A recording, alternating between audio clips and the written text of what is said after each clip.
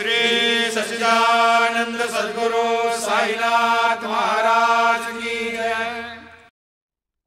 సాయినాథునికి జనన మరణాలు ఎక్కడివి?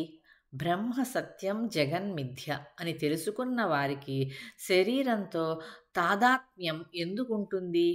ప్రాణధారణ, ప్రాణ విసర్జన, అదృశ్య పరిభ్రమణ వగైరాలు వారి స్వచ్ఛంద యోగ క్రీడలు భక్తులను ఉద్ధరించటానికే.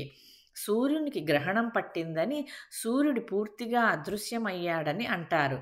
ఇది కేవలం దృష్టి దోషగుణం. సత్పురుషుల మరణం కూడా అటువంటిదే. వారికి శరీరం కేవలం ఉపాధి. ఇక దానికి ఆది వ్యాధులు ఎక్కడివి? ప్రారబ్ధానుబంధంతో ఏవైనా ఉన్నా వానిని వారు పట్టించుకోరు. భక్తుల యొక్క పూర్వార్జిత పుణ్య సంచయం వలన అవతరించి భక్తుల భక్తి అవ్యక్త రూపంలో నిండిపోగా బాబా భక్తులను రక్షించటానికి ప్రకటమై షిరిడీలో కనిపించారు. భక్తుల కొరకు వచ్చిన పని పూర్తి అయిందని శరీరాన్ని వదిలివేశారు అని అంటారు. ఈ మాటను ఎవరు విశ్వసిస్తారు? యోగికి అసలు జనన మరణాలు ఉంటాయా? సాయి సమర్థులు తమ ఇచ్ఛానుసారం శరీరాన్ని యోగాగ్నిలో దహింపజేసి తాము అవ్యక్తంలో లీనమైపోయినా భక్తుల హృదయాలలో ఉన్నారు. ఎవరి నామాన్ని కేవలం స్మరించినంత మాత్రాన జనన మరణాలు వదిలిపోతాయో అట్టి వారికి మరణావస్థ ఎక్కడిది? వారు శరీరాన్ని వదిలి పూర్వపు అవ్యక్త స్థితిని పొందారు. జడస్థితిని దాటి బాబా అవ్యక్తంలో లీనమయ్యారు. అక్కడ కూడా ఆత్మస్వరూపంలో ఉంటూ భక్తులను సదా జాగృతం చేస్తుంటారు. చైతన్యంతో నిండి భక్తుల హృదయాలలో దృఢంగా నిలిచిన వారు మరణించారని అందామా అంటే మనసు దీనిని ఒప్పుకోదు. అందువలన అనాద్యనంతుడైన ఈ సాయి విశ్వప్రళయం వరకు అనవరతం ఉంటారు. జనన మరణాలనే అపాయాలలో ఎప్పుడూ పడరు. జ్ఞానేశ్వర మహారాజు వెళ్ళిపోయారా? 300 ఏళ్ళయ్యాక మరల దర్శనమిచ్చారు. ఏకనాథ మహారాజు వారికి కలిసి వచ్చి జగానికి ఎంతో ఉపకారం చేశారు. దయామయులైన ఏకనాథు పైఠనులో జ్యోతిలా వెలసినట్లు తుకారాం మహారాజు దేహులో, నరసింహ సరస్వతి ఆళందిలో, సమర్థ రామదాసు పర్లిలో, అక్కల్కోట మహారాజు అక్కల్కోటలో, మాణిక్ ప్రభు హుమ్నాబాదులో వలె షిరిడీలో సాయి అట్లే వెలిశారు. వారి వారి మనోభావాలను అనుసరించి ఈనాటికి అనుభవాలు కలుగుతుంటాయి. ఇట్టి సిద్ధి ప్రభావం ఉన్న వారికి మరణం ఎలా సంభవం? భక్తుల సేవా కార్యానికై శరీరాన్ని షిరిడీలో ఉంచి చరచరాలలో ఉన్న ఆత్మలో నిండి ఉన్న లీలావతారి సాయి సమర్థులు. సాయి సమర్థులు బ్రహ్మీభూతులయ్యారు కదా, ఇప్పుడు ఇక షిరిడీలో ఏముంది అన్న అనుమానం మనసులో పెట్టుకోకండి. శ్రీ సాయి మరణానికి అతీతులు. అసలు సత్పురుషులు అయోని సంభవులు. వారు మూర్తీభవించిన బ్రహ్మస్వరూపులు. ఆ పుణ్యాత్ములు పరోపకారార్థం అవతరించి ప్రకటమవుతారు. జనన మరణాలు అవతార పురుషులకు ఎప్పుడూ ఉండవు. వారి అవతార కార్యం సమాప్తి కాగానే ఆత్మలో కలిసిపోయి అవ్యక్తంలో లీనమైపోతారు. బాబా మొత్తం 3.5 మూరల శరీరంలోనే పరిమితమై ఉన్నారా? వారు ఫలానా విశేషమైన రంగు రూపాలు కలవారని చెప్పటం భావ్యం కాదు.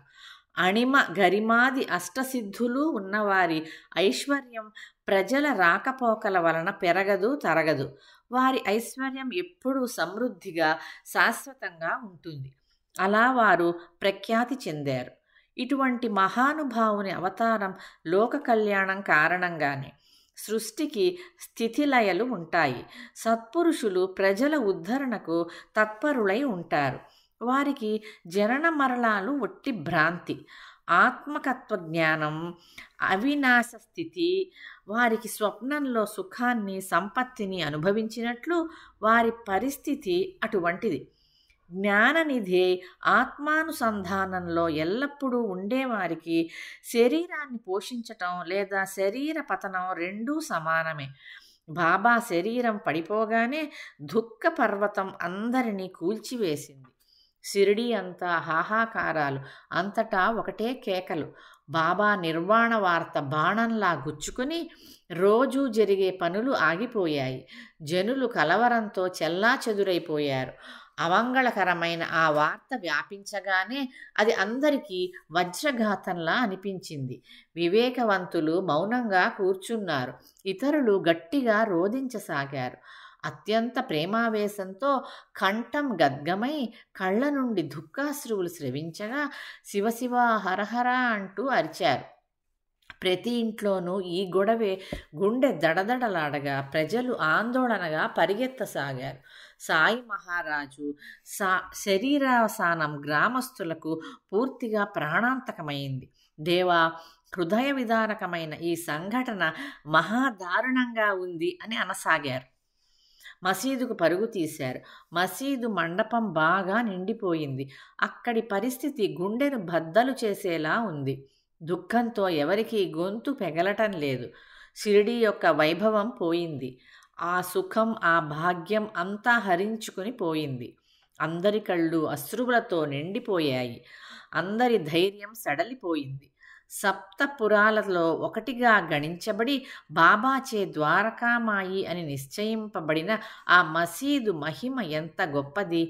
నిర్యాణం కానీ, నిధనం కానీ, లేదా నిర్వాణం కానీ ద్వారకామాయి సాయుజ్యం ముక్తికి స్థానం. ఎల్లప్పుడూ పరమేశ్వరుని ధ్యానంలో ఉండేవారికి అక్కడ స్థానం లభిస్తుంది. గురువర్యులైన ఈ సాయి మహారాజు భక్తులకు దయగల తల్లి, తండ్రి మరియు విశ్రామధామం. వారు అనుదినము గుర్తుంటారు. అటువంటి బాబా లేక షిరిడి దశదిశలు శూన్యమై ఉదాసీనమయ్యాయి. ప్రాణం పోయిన తరువాత శరీరానికి పట్టే ప్రేత కళ షిరిడీకి వచ్చింది. చెరువులోని నీరు ఇంకిపోతే తపించిపోయే చేపల వలె షిరిడీ జనులు కళావిహీనులై బాధతో విలవిలలాడారు. అప్పుడు మసీదు పరిసర ప్రాంతమంతా కమలాలు లేని సరోవరంలా, సంతానం లేని శూన్య గృహంలా, దీపం లేని మందిరంలా, యజమాని లేని ఇల్లులా, రాజు లేని నగరంలా, భోషాణం లేని, బాబా లేని షిరిడి అరణ్యంలా అయిపోయింది. బాబా ప్రేమ పసిబిడ్డకు తల్లి వంటిది, చాతక పక్షికి మేఘోదకం వంటిది. షిరిడీ ప్రజలకు మరియు భక్తులందరికీ కూడా అటువంటిదే వారి ప్రేమ. బాబా లేక షిరిడి హీనంగా, దీనంగా, కళావిహీనంగా మృతప్రాయమైంది. నీరు లేని చేపల వలె బాబా లేక జనులు తపించిపోయారు. భర్త విడిచిన భార్య వలె, తల్లికి దూరమైన పాలు తాగే పసిబిడ్డ వలె, ఆవు నుండి విడిపోయిన దూడవలే అయ్యింది అక్కడ పెద్దవారి, చిన్నవారి పరిస్థితి. ఆ దుఃఖావస్థను భరించలేక షిరిడీ జనులు అస్తవ్యస్తంగా నలుదిక్కలా పరిగెత్తసాగారు. సాయి కారణంగానే షిరిడి పవిత్ర పుణ్యక్షేత్రమైంది. సాయి వలననే షిరిడీకి ఒక చరిత్ర. సాయియే అందరికీ ఆశ్రయస్థానం. అందువలన కొందరు ఏడవసాగారు, మరికొందరు నేలపైన పొర్లి, కొందరు తెలివి తప్పి పడిపోయారు. ప్రజలు అలా దుఃఖితులయ్యారు. వారి కళ్ళ నుండి దుఃఖాశ్రువులు స్రవించసాగాయి. స్త్రీలు, పురుషులు అన్నపానాలు మాని అత్యంత దుఃఖంతో దీనవదనులయ్యారు. బాబా యొక్క ఆ పరిస్థితిని చూచి గ్రామంలోని ఆబాల వృద్ధులు, భక్తులు అందరూ చాలా బాధపడ్డారు. ప్రతిరోజు రసభరితమైన మధుర కథలను వింటూ అమిత ఆనందాన్ని అనుభవిస్తూ ఉండే చోటు. భక్తులు ప్రవేశించటానికి వీలు లేకుండా నిండుగా ఉండే మసీదు అప్పుడు కళావిహీనమై కనిపించసాగింది. షిరిడి నిత్యశ్రీ నిత్యమంగళంగా ఉండటానికి మూల కారణం బాబాయే. అందువలన గ్రామస్తులు దుఃఖించసాగారు. ఆనందానికి మూలమై ఆనంద విగ్రహమైన సాయి మీరు భక్తులను ఉద్ధరించటానికి శరీరాన్ని ధరించి ఆ కార్యాన్ని సాధించగానే షిరిడి గ్రామంలో విదేహ ముక్తిని పొందారు. మీరు ఎప్పుడూ దయతో అలసట లేకుండా బుద్ధిభ్రంశమైన మాకు అహర్నిశలు హితోపదేశం చేసేవారు. బోర్లించిన కుండపైన పోసిన నీరు వలె ఆ ఉపదేశాలు పైపైనే కొట్టుకొని పోయాయి. కానీ ఒక్క బొట్టు అయినా మా వంట పట్టలేదు. మీరు ఎవరినైనా ఊరికే దూషించినా నాకు వెంటనే బాధ కలుగుతుంది అని మీరు పదే పదే చెప్పినా మేము వినలేదు. ఇటువంటి అపరాధాలను ఎన్నో చేశాము. మీ హితోపదేశాలను వినక ఆజ్ఞాభంగం చేసిన పాపానికి ఈ విధంగా శిక్ష విధించారా? బాబా, మా పాపాలన్నింటినీ ఈ విధంగా తూచారా? ఇప్పుడు పశ్చాత్తాపపడితే ఏం ప్రయోజనం? అనుభవించిన వాళ్ళు దాన్ని అనుభవించక తప్పదు కదా. బాబా, మాపై విసుగు పుట్టి మా కనుమరుగై తెర వెనుకకు వెళ్ళిపోయారా? అకస్మాత్తుగా మాపై కాలుడు ఎంతటి దెబ్బ కొట్టాడు. మీ కంఠం ఎండుకొని పోయేలా మాకు నచ్చజెప్పినా వినిపించుకోని మా ఉదాసీనతను గని మీకు మాపై విసుగు జనించినట్లుంది. అందువలన మాపై అలిగి పూర్వపు ప్రేమనంతా మర్చిపోయారా?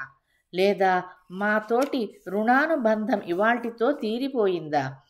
మీ వాత్సల్యపు స్తన్యధార ఎండిపోయిందా? మీరు ఇంత త్వరగా వెళ్ళిపోతారని ముందుగా తెలిసి ఉంటే ఎంతో బాగుండేది. జనులు ముందుగానే జాగ్రత్త పడేవారు. మేమంతా సోమరిగా ఉండి నిశ్చింతగా నిద్రపోయాం. చివరికి మోసపోయాం. ఉన్నా లేనట్లే అయిపోయాం. మేము గురుద్రోహులమయ్యాం. ఆ సమయంలో ఏం చేయలేదు. ప్రశాంతంగా కూర్చోగలిగినా బాగుండేది. అది కూడా మా వల్ల సాధ్యం కాలేదు. ఎంతెంతో దూరం నుండి షిరిడీకి వచ్చి అక్కడ పిచ్చాపాటి కబుర్లు చెప్పుకుంటూ కూర్చుంటాం. తీర్థక్షేత్రానికి వచ్చాము అన్న మాటనంతా మర్చిపోయి అక్కడ కూడా యథేచ్ఛగా ప్రవర్తిస్తుంటాం. శ్రీ సాయి సచ్చరిత్ర 43వ అధ్యాయం 2వ భాగం సమాప్తం. శ్రీ సచ్చిదానంద సద్గురు సాయినాథ్ మహారాజ్ కీ జై.